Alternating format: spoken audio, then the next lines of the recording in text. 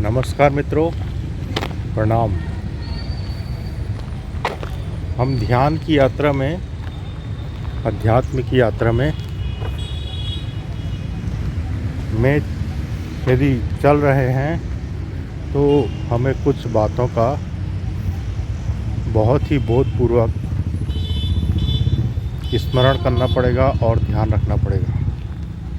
हम क्या करते हैं, हम जब भी कोई ध्यान साधना या फिर कहीं से जुड़े होते हैं, कहीं भी जहाँ ध्यान साधना सिखाया जाता है वहाँ से हम जब जुड़े होते हैं तो हम वहाँ की जो क्रिया है उसे करते हैं और उस क्रिया विधि को सालों तक करते हैं।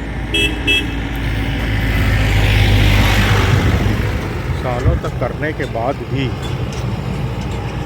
हम सोचते हैं कि हमने इतने साल तक वह क्रिया की या साधना की, लेकिन मौके पर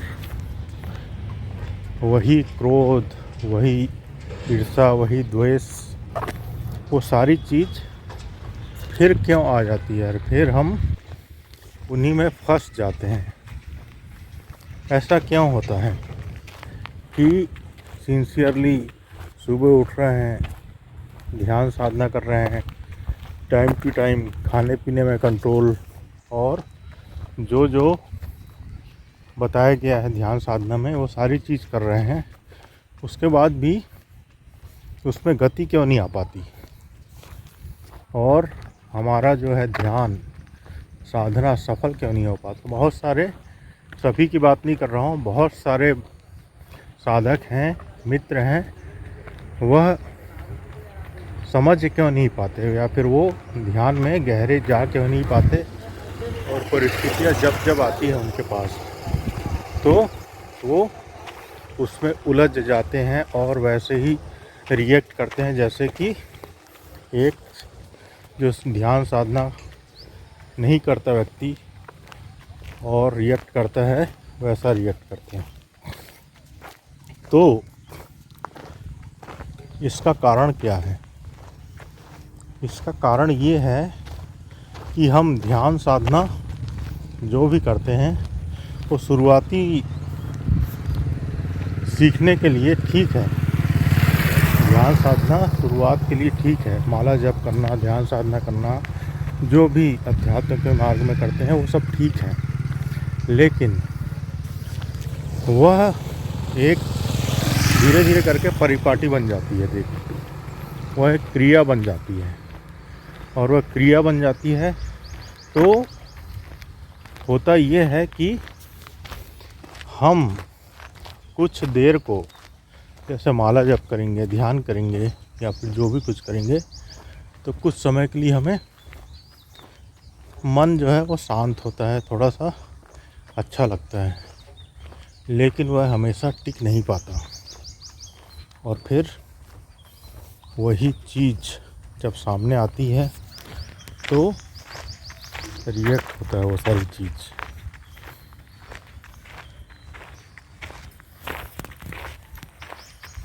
तो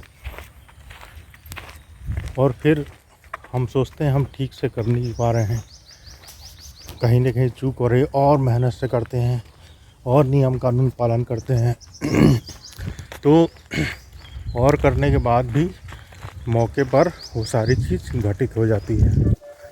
संसार में आए, ध्यान साधना 1-2 सप्ताह के लिए छूटा किसी कारणवश, तो जो भी चीज़ है वो और ज़ोर से पकड़ेगी, जो भी नेगेटिव चीज़ है वह और ज़ोर से पकड़ेगी। तो हमें लगेगा अरे इतने साल से करने के बाद ये सारी चीज़ फिर क्यों पकड़ रही है। तो उसका जो मेन कारण है वह हम समझ नहीं पा रहे हैं। जैसे कि एक उदाहरण के तौर पर, जैसे कि एप्पल का मोबाइल है ना, एप्पल का एक मोबाइल है या फिर कोई भी मोबाइल तो अलग अलग वर्ज़न का मोबाइल रखा हुआ है। तो वो सॉफ्टवेयर बन के आ चुका है। वो वैसे ही ईश्वर ने हमें बनाया है और हम क्या करते हैं,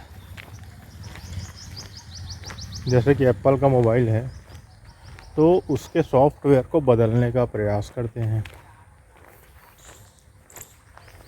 तो उसका कंपनी का मालिक उसे अच्छी तरह जानेगा कि हम जानेंगे।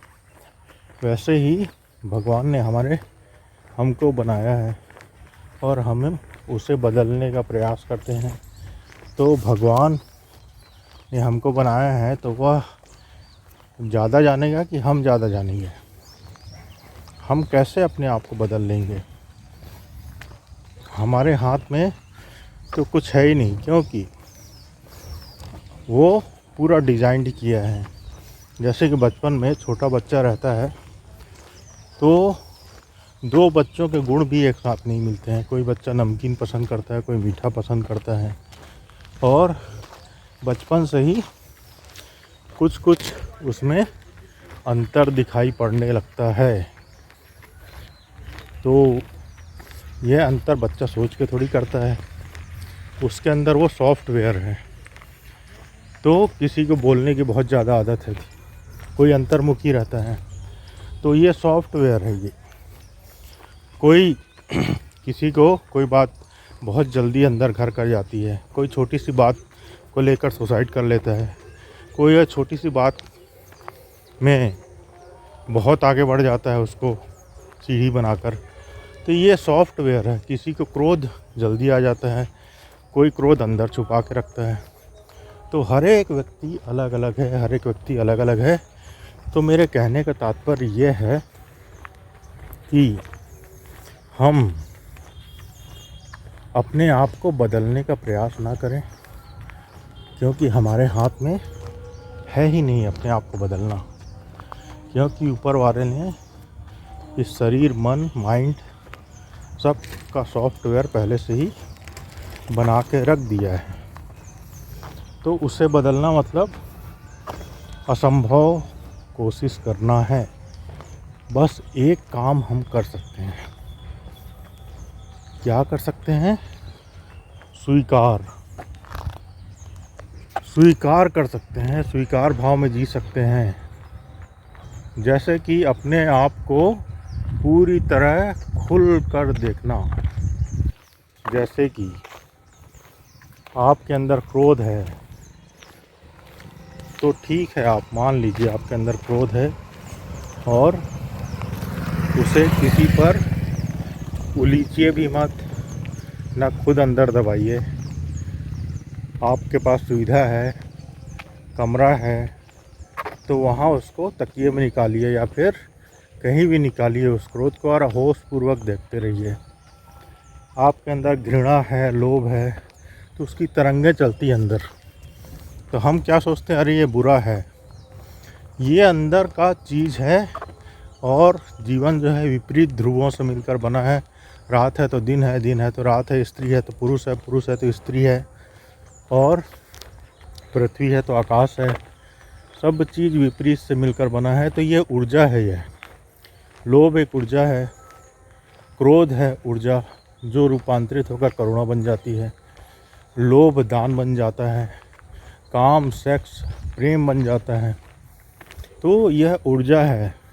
तो ये ऊर्जा का हम विरोध करेंगे तो हम इसमें ही घूमते रह जाएंगे, इसमें ही फंसते चले जाएंगे। तो इन सब चीज़ का हम जब ध्यान साधना करते हैं तो हम उसे एक नियम की तरह करते हैं। और जब देखते हैं कि सालों साल गुजर गए, अभी तक जीवन में वैसा कोई आमूल चूल परिवर्तन तो आया नहीं, तो उसका मेन कारण है कि हम जो है सॉफ्टवेयर बदलने की कोशिश कर रहे हैं। एप्पल का सॉफ्टवेयर या फिर कोई भी मोबाइल नोकिया है, वोडाफोन है, कोई भी मोबाइल है, उसका सॉफ्टवेयर बदलने की कोशिश कर रहे हैं, जबकि सॉफ्टवेयर तो बदला नहीं जा सकता, वह तो बना बनाया है। तो हम सिर्फ उसे देख सकते हैं और देखते देखते ही आमूलचूल परिवर्तन आता है। जब तक हम स्वीकार भाव से बिना किसी निंदा के अपने विकारों को देखेंगे तो जीवन जो है वो जीवन में आनंद के फूल खिलने लगते हैं। बस मित्रों, इसे गहराई से चिंतन करिए, इस बारे में और भी बात करेंगे इस टॉपिक पर। प्रणाम।